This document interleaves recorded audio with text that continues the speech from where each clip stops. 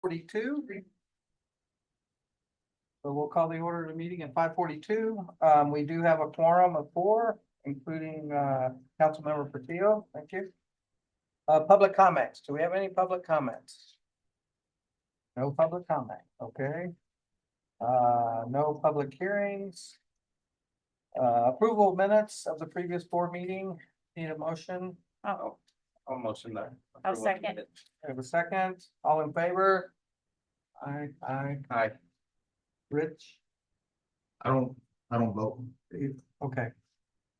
Both Three, I abstain. Okay, information for discussion, update from the Parks and Supervisor, Public Works Department and the Recreational Coordinator, Rich Portillo, which I think he will. Okay. Yeah, it's just a regular update from y'all. If y'all have anything to update us on and what we're doing. Yeah. Okay. State your name and who you are for them. For these. Evening. I'm David Martinez, Park Supervisor. Park update. We'll go with Baines Park. On the last meeting, I told you we're gonna install that big beautiful sign, so finally did. Go by there, it's real nice. Coconut Park. Finally, the baseball, softball season started on 3/28/26. All the preparations for the field were done actually 2 days before the opening day. And then the sidewalk construction on Manual Payne. So it's been on schedule. They were gonna pour yesterday, but it was raining. Today they couldn't, it was too wet. So hopefully tomorrow morning they should pour that already. And then softball fields, we did a little paint job on the floor and the walls. But we have some issues with the plumbing. We did all we could and called the water department as well, Big Mike. So we're gonna have to call Plumco so they could go see it. I guess the earliest will be next week. So we have those down for a little bit. Well, you still have the porta potties and they come twice a week. So we're good on that. And then also the batting cage on the Little League. They finally got it poured, like I told you last month. They went ahead and put the net. Adam Giannis, a welding teacher from ISD, doing a great job, still finishing it up, but they started using it and everything, so pretty good.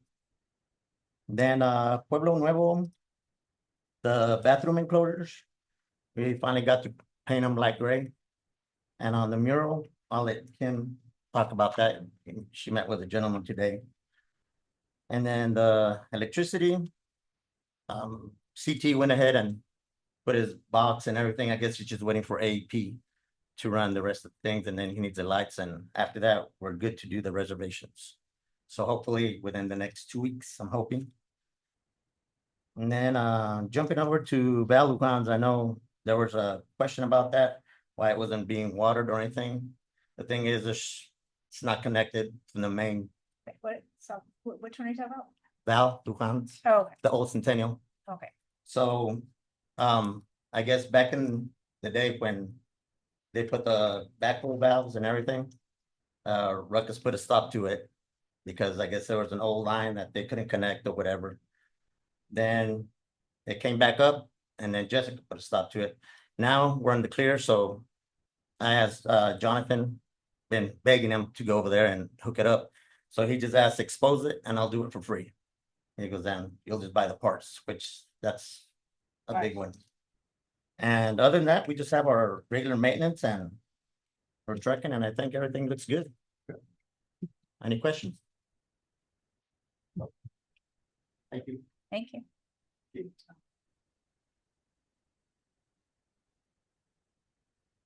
I'm Kim Morrow, Recreation Coordinator. Let's see here. So on Monday, March 23rd, David and I, Park Supervisor, visited an aquatic facility in Midland to gain some insight and identify some the best practices that will help inform improvements for the upcoming pool season and plan some operational changes. That was very very cool place to see and hopefully we can use those tools here for our season or our pool season as well. I'm continuing to develop a formal proposal outlining recommended adjustments to pool operating hours and daily admission rates. Lifeguard position should be posted. And I am still actively developing policies and procedures to ensure a well-structured, safe, and compliant operational plan for the upcoming pool season. I think I am actually done. It's ready to kind of present and get that going. So the department is offering support and sponsorship to the High School Honor Society and Alpine High School Student Council for a color run fundraiser. It's going to benefit the Sunshine House. That is scheduled to take place in May at the Coconut Park. So I will continue to update that, but we are happy to join in and create some activity here, supporting our locals as well. Parks and Recreation will have a table with activity printouts for Earth Day posted or hosted by Keep Alpine Beautiful. So I'm really excited to have a table just to kind of put my job, my department on the map. So just to point out a little bit on what David in regards to the mural, we did meet with Monty today. He has emailed me just this afternoon, very late this afternoon, the measurements and the quote that we are looking at in order to put a mural at the Pueblo Nuevo, but we also got a quote for the pool as well. So I would love to be able to get a mural inside the pool with our new renovation or pool renovation. It may not be this year. It could be something that we establish next year due to funding. But I think we are pretty hopeful and looking for sponsorships and donations towards getting that done. So that Do we know what a cost of that is? About? roughly. Do you want me to take that? Okay. So on the pool, roughly, we are looking at a middle 8,000, at a high end closer to 15. I'm looking or between 12 and 15. Let me put that. For the Pueblo Nuevo Park, low end would be 27. Middle would be 41 and high end is 7. So give or take or 5. I'm sorry, just over 5 for the high end. And that is detail oriented on the artist. So again, I think we're wanting to go on the lower middle end. Something that's simple and vibrant and still worthy of the park. So Well, we have a new yes. city logo too, so that may be something that. And he's he's willing to work with us on the design and I'm very confident in his work, as you've seen around town. He's pretty great. So and at this time, financially for him, he is not able to donate any time or funds in that for his work. So I would like to rely on our looking for sponsorships and donations to get our pool area and definitely the park as well. So yeah, and we can present that maybe at another time. So looking forward to that. That's all I have. I'm going to say goodbye and welcome Adrienne. Thank you. Any questions? I didn't. I do, I have one Yes. for lifeguards. Oh, please go. Oh, yes. Yes. As far as lifeguards goes, do we have people that are gonna come train them or We do. certifications? We do. We have someone in place that is willing to train our lifeguards again, the same person that we had last year. They are the same people that also trained in Presidio. So I have had several inquiries already. And we have several lifeguards that would like to come back from last year that are already certified, and we do not need to recertify them. We do have a few that do need to be recertified. So our posting of the lifeguards we just got it done this past week, or this beginning of this week. And so hopefully we will have a better idea of how many lifeguards we have that are wanting to work with us, and so we do provide the training. And we already have that. We just need to know exactly how many lifeguards we can hire and follow the process, so. And that'll determine our hours also, once you pin the hours down. we'll be able- I have developed a proposal and a budget analysis. I have a quick executive summary that I have left on the desk for our financial director to take a look at, and we will follow the steps that we're supposed to follow the chain in order for that to come about. So right now, we are just sticking to the current, what we had last year, and so that is what we are working with until we get an approval otherwise. So And last year it was 12 to 5. the hours were 12 to 5 p.m. with 11 to 12 as lap swim. Last one. Did you get a lot of responses on your questionnaire that you posted? On the survey, yes, I did. That survey is closed now, but I did get enough data that I needed in order to combine with the proposal to prepare. Do we for have a city. construction start date? Okay. That would be her. But I am excited. We do Thank have you for several sending out that lifeguards. Survey, I think that really helps with people, knowing that we're actively working on this pool, and I think it's gonna be, because Sol Ross pool's still closed, and maybe closed for a while, so I think, people are gonna be like, when's the pool opening? When's the pool opening? So. Right. Yeah. The survey was not, just to be clear, the survey was not to inform the public when we are opening. Right. And right. when we will be closing. Right now, it's just getting data to see what the people want. And so and it's just also to go with the proposal in wanting to change the hours. But again, right now, we are just focusing on staying between 12 and 5 until that proposal is able to move forward. Okay. Thank you. Awesome. Thank you.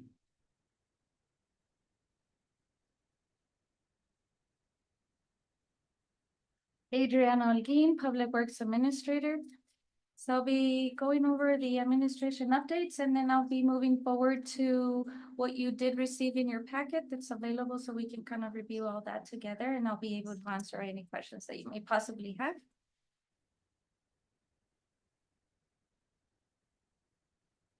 On April 17th, we do have the pool material scheduled to arrive from Landmark. On April 20th, we are supposed to be starting already the pool repairs. That is the schedule that was given to us from Landmark. To this day, it seems that it's still gonna be right on those dates, and we're gonna be right on schedule. The pending arrangements for the requested deposit down payment for the PVC liner have already been completed, and they should be getting mailed tomorrow. So that's already been taken care of, which will leave way to our schedules that are as are. Other pool area additions and renovations are still contingent on whether the city receives final grant awards from the Rural Texas Grant. Proposal of solar path lights at the Coconut Fitness Trail will be on hold until grant funding is available. Solar border lights for the Coconut Loop Trail, as I mentioned before, we did meet Eddie in specific with Texas DOT to discuss the potential plans, and I received word that they have recently added the proposal to the landscape and lighting project with Adelina from our environmental services. So hopefully that's on its way, and we can have some nice solar lights for the Coconut Loop area. And again, the plan and proposal is from the corner of the Cowboys field all the way to Brown Street. And then they're gonna continue it with lights in the middle of the circle right by McDonald's where we have those signs. So they have a proposal, and so hopefully that moves forward. Due to pending light repairs at the Little League field, as mentioned before, that we were planning to acquire some power towers for the lighting of the Little League. We did manage to get those additional 2 power towers to help assist with the lighting during this baseball season.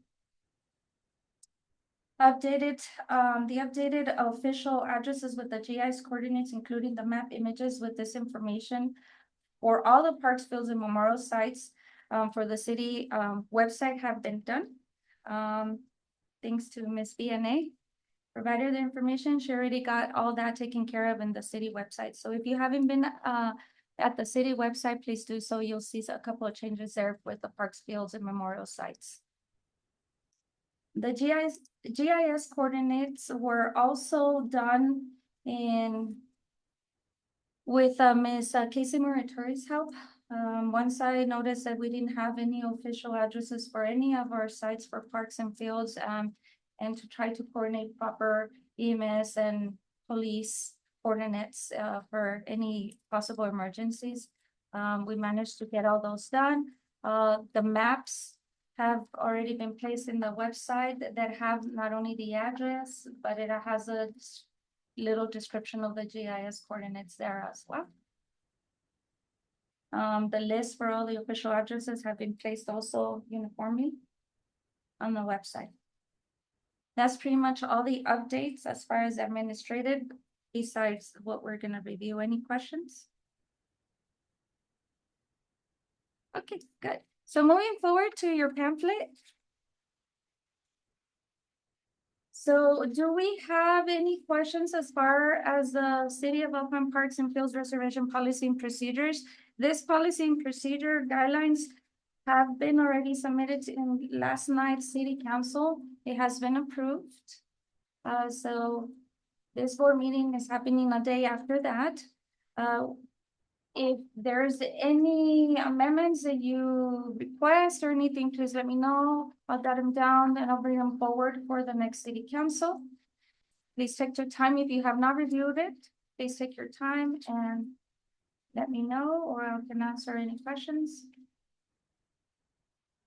Within this, as you're reviewing within this policy and procedure, I'll explain a little bit of that.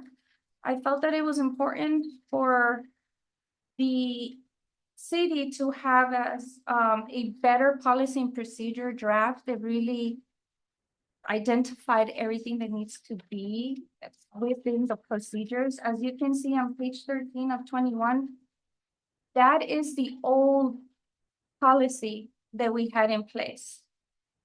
You can see that it's pretty vague. It doesn't really give any form of real policy or procedures, and it doesn't really identify all the fields and parks and memorial sites that we do have. So it needed an update completely with all the changes that we have done with the city and with the parks crew. In regards to the field reservations, pavilion reservations, and the commercial reservation policy that we place in with the permit, and then we including our forms that we added to this for like the reservations and what flyers get placed up, and the form that we're going to be using to identify clearance on those deposits, especially for the pavilions. As David said, the reservations for Pueblo Nuevo have been still on hold until we finish all electrical work. Once that's cleared, then we'll be able to proceed with the reservations. All forms have already been approved and everything, so we'll be able to go and be able to accept all those reservations. We have been having a lot of inquiries to try and reserve. Again, we've mentioned that Pueblo Nuevo is public use. And so the reservation forms is just to pretty much reserve your date without having any type of, issues if someone else is using it and so forth.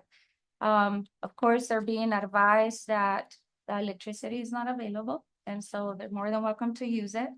And with the only restriction that we've been giving them is that there's some cones there because of the electrical work and so forth, and that they're not permitted to park inside the park or on the other side of the cone. We've been noticing that. And so that's the only restriction that they've had. If they do use the pavilion within this time, that there's no reservation still permitted. Do you have any questions on that? So people are allowed to use it, and but just not formally on the record. Not formally on the record, and there's no fees to charge because it's not formally on the record. And so, I mean, any public, any member of the community can use it. It's just not formally reserved, and therefore we're not First come, charging. first serve. Yeah. First come, first served, yes. Another identification as you review the policy and procedures, I did list, I felt it was important for us to list all the facility locations that are owned by the city.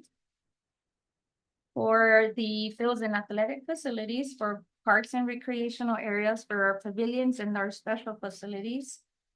The memorial sites, I do include the reservation eligibility and requirements, including the changes and amendments that the Parks Board requested in several of our past meetings.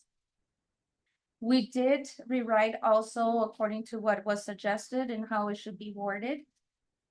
All the fields and everything should have the addresses according. The reservation process, I felt this was important to include into the policies because the policies, I feel that it's also a way to show our protocol and standard for anybody that is in this position in future years, will know the process of how things are done without having to start everything from scratch again. Reservation limitations, again, that's something that were also brought up in past Parks Board meetings and that we agreed all on. I felt those needed to be in the policy as well. Priority use, that also goes forward with the commercial reservations and the limitations that we all agreed upon. The field usage guidelines, I decided to add this to the policy so we won't have separate forms here and there. Just have it all compiled. Policy, procedures, protocols, and our guidelines just within the same thing, one document. Everybody knows it, and it also gives a pathway for any employee to know how to proceed with all of these. You notice there that with the practice fields, it will give you which ones have restrictions, which ones we have certain things and the way that we permit them to use that certain field. For example, the soccer fields, we have upper 1, upper 2, lower field. They're usually assigned and divided by the league during the soccer season. And we currently decided that they may be used for T-ball baseball practices during the season, off season. So definitely the park, that's something that we did wanted to point out. The park, Coconut Park is used as public use for anybody. You know, the reservation is basically, like I said, just the same thing with the pavilion is for us to formally reserve that. But all these areas are public access. No one is using it, then first come, first serve on it. If you do want to reserve it and have the priority to use for it, then that's where the reservation and the formal reservation applications come in play. It also describes the commercial use permits there. The added facility modifications and improvements, which is our digging and excavation adjustments that we did to the policy amendments. And as you review the waiver of liability to hold harmless in the agreement, pretty much saw that it wasn't on the old policy. Again, I felt it was something that needed to be placed on the new policy. And of course, the compliance and enforcement with the final authority on it. Do you have any questions?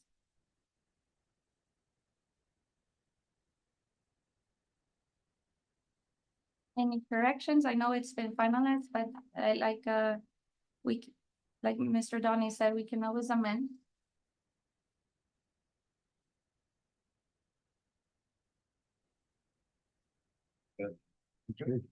Okay, great. So Thank you. great improvement from 2022 policy and procedures to what is gonna be in place. You saw, did you have a chance to view all the forms? Yes. And so, like mentioned before, all the suggestions that were made before have been included. If you notice on the reservations for both the pavilion and the fields, I included the rules and regulations that are already in the policy guideline, like that. It's not a miscommunication. It doesn't get lost in translation. So the public will know that whenever they reserve, they have all the information there. And it's something that it's gonna make it easier for them not to have to request the whole policy guideline on park lights and everything. They'll have their information there, so they will be informed before. Okay. They signed that paper. Any questions on those? All right, well. Positively moving forward, that's another chapter that has been gratefully completed. Thank you so much. Y'all have a good night. No, you too. Okay, moving on to action items. There are no action items tonight. We're gonna move on to board member comments. We have a I do have one. Thank you so much for all the work you did, especially the getting the addresses updated, in terms of, you mentioned emergency situations that occur, and that's where my comment comes in. Most of you, or many of you know, if you live in Alpine, you've been here for the last year, you know that we've been working on, our emergency services situation. Our contract is ending with our current emergency services provider. And, the emergency service, the EMS task force, the recommendation that have come to is that we want to move forward with trying to create an emergency services district. In order to do that, the first step is getting a petition filled out with signatures from registered voters and people who own property in North Brewster County. I actually have one petition here, and look to pass around to anybody who would like to sign it. Signing the petition does not in any way say that you're voting. It's not a vote. The vote will come later, and that's only if the petition is accepted and the county does call an election. But emergency services are important, especially to people who recreate and enjoy our parks in our area. That's all I have. So do I need to sign, do we need to sign that now or? You can if you want. I'm gonna pass that around. Yes. And So when she knocks on your door, you can just say, all right, guys. yeah, I'm walking around tomorrow. but- During open session, recorded session? We can do it afterwards. Yeah. Go ahead. For me, all I have is, so I do a lot of traveling, visiting other places. And the city of Presidio is hosting some basketball tournaments, free events. They want other area teams to come play. So the first tournament is gonna be, April the 25th, it's a Saturday. And it's for ages 10 to 17. And then they have an adult tournament during the week, it's April 29th. At the Presidio Activity Center, so they're always hosting events, and I think that they're trying to host some events here at our softball fields. Slow pitch softball stuff going on, so that's what they want to start doing with us here in Alpine. So. Okay. I have one question for probably David. It was brought up, in leadership, Big Ben about tree planting. Did that already happen? We said we would volunteer, or they said they would volunteer to We're help. waiting on them for a date for everybody to get together. Okay, so that has not No. happened. Okay, yeah, so if you'll let us, you'll let leadership know, and then we can Yeah. help out with that. And then as far as the pool hours, do we know when we'll have a kind of a pin down? What when they're gonna decide, or? Right now, it is what it was last year, 12 to 5. And nothing is going to change until a proposal is accepted through the chain, Okay, which okay. is all the way up until it gets to council, so. Perfect. And to add on to that, we haven't decided a date, but if you let us know, Ms. Velasco, Dr. Velasco, Donnie, Adriana, and myself, we're on the leadership board for Leadership Big Ben program, the cohort, so we are interested in helping. We just gotta set a date, I guess. Yeah, just set a date. So you're waiting on us. We thought we were waiting on you. Yeah, Sounds like that's what happened. Okay. We'll get you. yeah, just let us know, and we'll come out, We'll make it. shovel in hand, or whatever. Who's the point of contact for leadership? Ariana. For volunteers. Yeah, Ariana, anyone. Or of us, Deb, anyone, or but- any of us, but or any of Deb, us, yeah, or Deb, but Deb or Ariana, she's the. president. Yeah. Good. and then your VP. Either. Oh, yeah, that's right, you're, okay, yeah. Yeah. Okay, well, I have several ideas that I'd like to put into action this summer, and so I would definitely need a volunteer group, so Yeah, well, and we're having the, Volunteer fair on May 13th. Come sit at a table. I was going to ask you about that. Yes. Yes. I could. Go to my Facebook page and there's a link. yeah, Absolutely, I and will, Do it. if you need volunteers, I think that'd be. a I'd good love place to get that going. Yeah. Right, Check with my boss to make sure that we get that. Yeah. okay. Anything else? Yeah, I need a motion to adjourn. I make a motion to adjourn the meeting. I'll second. Okay, so we are adjourning at 6:11. Thank you, Don. All right. And I still have the petition